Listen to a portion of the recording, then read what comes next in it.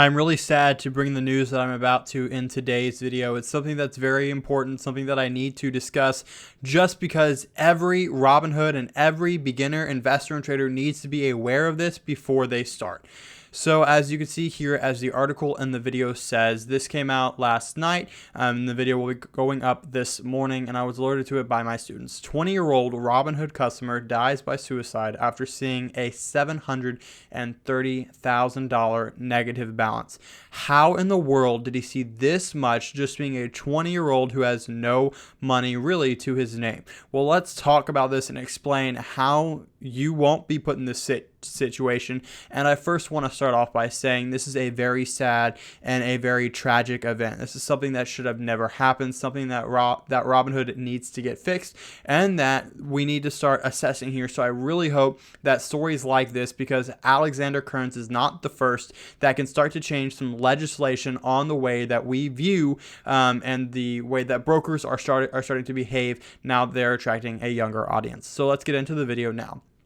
So in this article, which is linked below, you can see here that Alexander Kearns is a 20-year-old college student. He doesn't actually have much to his name, and if you read later on into this article, he actually doesn't know much about investing, right? So we've been seeing a rise in Robinhood accounts since the beginning of this pandemic. So we've been seeing a lot of stuff here, and he was one of the ones who decided to join. So what he was doing, if you can read more, is he was using a put spread, which is basically meaning that he's trying to sell options and attempt to make money while time goes on, because there's time decay factors, but whatever. Let's get into the specifics here. So this is what he said. This is the note that they found that he left before he decided to commit suicide.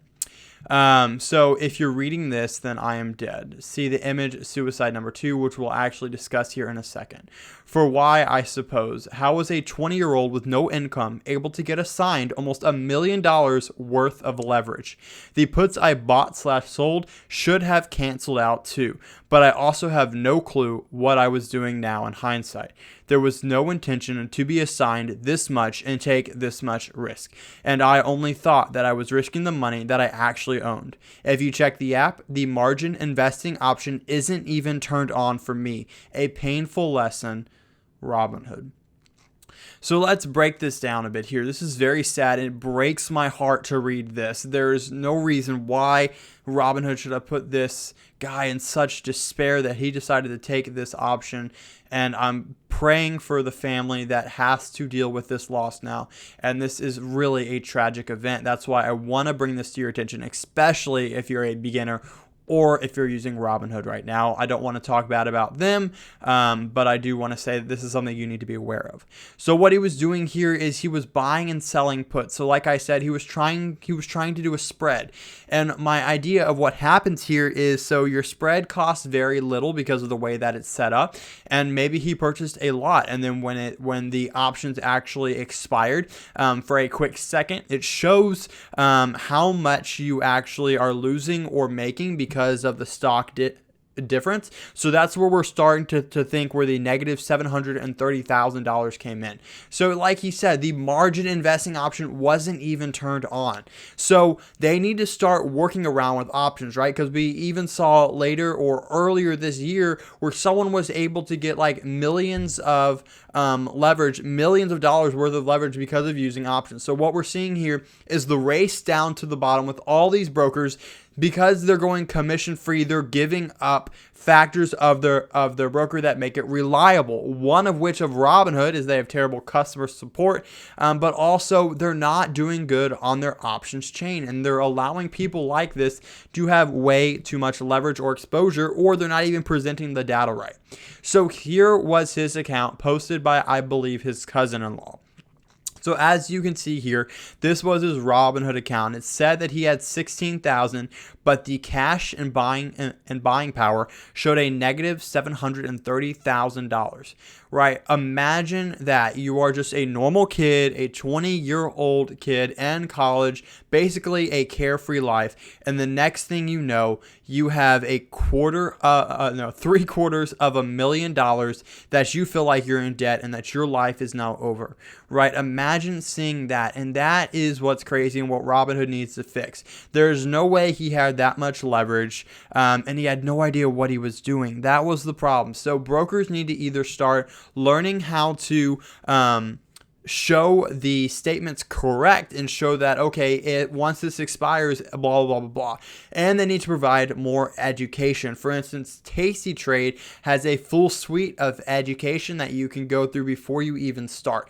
So brokers need to start assessing this, and they also need to start looking at the clients that are coming in. I understand they want to reach a younger audience. If you are younger and you are a newer investor, you need to understand that you need to educate yourself first, because that is going to be what's important here. But also, these brokers need to assess the clients that are coming in. If they have no money, if they have no knowledge, then they need to be quarantined and have specific, I use quarantine because it's in 2020, so I'm used to that word, but they need to have specific restrictions on their account, at least until they show that they can know more. So this was the screenshot shared. So something that I wanted to note from another New York Post here was this. He said, where was the SEC? Where was FINRA? This kid had no income and was granted millions of dollars in leverage. Guys, this is insane. And what I just wanted to say is I stand with the family. It's very sad. They are in my prayers. And it was very tragic to see this come up in the Discord group chat.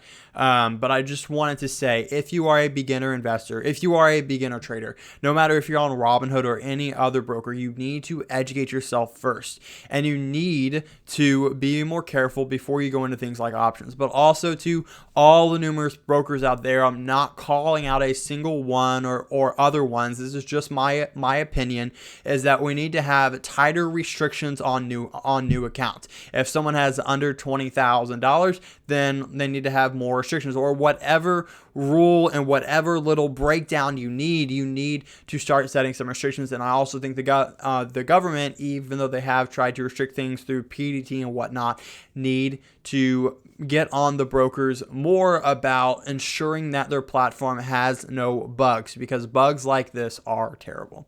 All right, guys, once again, I'm super sorry to bring this news to you, and I know this is sad, and it breaks my heart to hear stories like this.